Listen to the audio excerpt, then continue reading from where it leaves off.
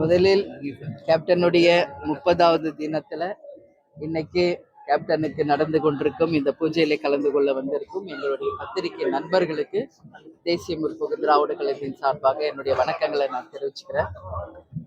நீங்க எல்லாம் கேட்டது பிரகாரம் நேற்று இரவு கேப்டன் அவர்களுக்கு பத்மபூஷன் விருது மத்திய அரசு அறிவிச்சிருக்காங்க. எங்களை நேற்று காலையிலேயே ஹோம் அஃபேர்ஸ் மினிஸ்ட்ரியிலிருந்து தொடர்பு கொண்டு கேப்டனுக்காக நாங்கள் பத்ம விருது அறிவிக்கிறோம் அப்படின்றத அவங்க சொன்னாங்க.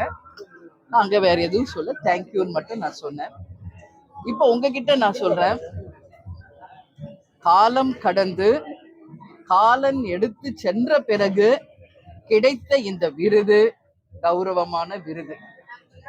இந்த விருது கேப்டன் அவர்கள் இருந்த காலத்திலேயே கிடைத்திருந்தால் கேப்டனை நேசிக்கும் அத்தனை நல்ல உள்ளங்களும் எங்களுடைய கழக நிர்வாகிகளும் தொண்டர்களும் உலக தமிழர்களும் நமது தமிழ்நாட்டில் வாழும் அனைத்து தமிழர்களும் அதை ரொம்ப சந்தோஷமாக அந்த விருதை நாங்கள் ஏற்றுக்கொண்டிருப்போம்.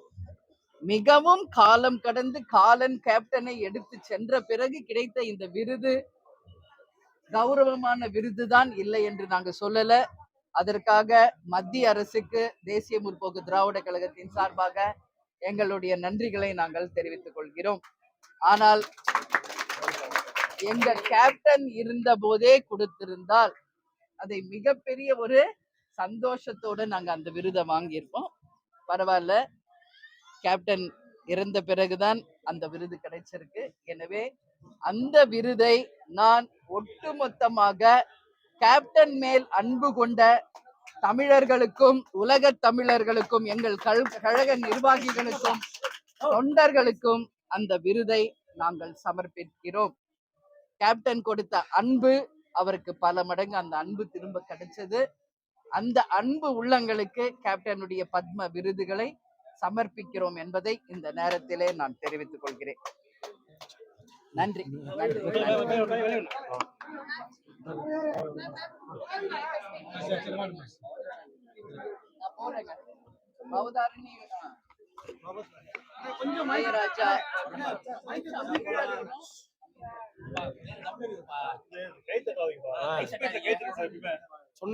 இளையராஜா அவர்களுடைய அன்பு புதல்வி பவதாரணி அவர்கள் நேற்று மறைந்தார் அப்படின்ற செய்தி கேட்டு உண்மையிலேயே நான் ரொம்ப அதிர்ச்சி அடைஞ்சேன். ஏன்னா அந்த பொண்ணுக்கு 47 வயசு தான் ஆகுது.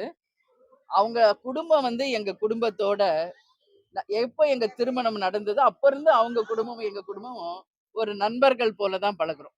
ஜீவா ஆன்டி எனக்கு ஒரு சகோதரி மாதிரி, அதாவது இளையராஜா சாரோட ஒய்ஃப், ஒரு சகோதரி மாதிரி என்னோட பழகி இருக்காங்க. ஜீவா ஆன்டி இல்லை அப்படின்றத என்னால இன்னைக்கு வரைக்கும் ஏத்துக்க முடியல. அப்படி இருக்கிறப்ப பவதாரணிய நான் சின்ன குழந்தையில இருந்து நான் பார்த்திருக்கேன். அவங்க வீட்டுக்கு போகும்போதும் சரி, அதே போல நாங்க ப்ரிவியூ ஷோஸ் போகும்போதும் சரி, அவங்க வீட்டுல அந்த பல விசேஷங்கள்ல நான் போய் கலந்து கொள்ளும் போதும் பவதாரிணி என் மடியில உட்காந்து என்னோட பேசி விளையாடிய அந்த நாட்கள் என் கண் முன்னாடி வருது. கேப்டனுக்காக பல பாடல்களை அந்த பவதாரிணி அவர்கள் பாடியிருக்காங்க. அவர்களுடைய இனிமையான குரல் இனிமேல நாம கேட்க மாட்டோம்னு நினைக்கும் போதே ரொம்ப மனசு கஷ்டமா இருக்கு.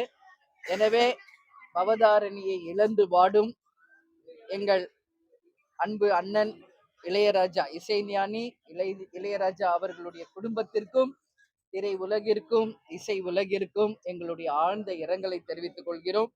பவதாரியினுடைய ஆன்மா சாந்தி அடைந்து அவர்கள் இறைவன் அடியில போயிட்டாங்க. அவங்க சொர்க்கத்துக்கு போய் அவங்க ஆன்மா சாந்தி அடையணும்னு சொல்லி இந்த நேரத்துல நான் வேண்டிக்கிறேன்.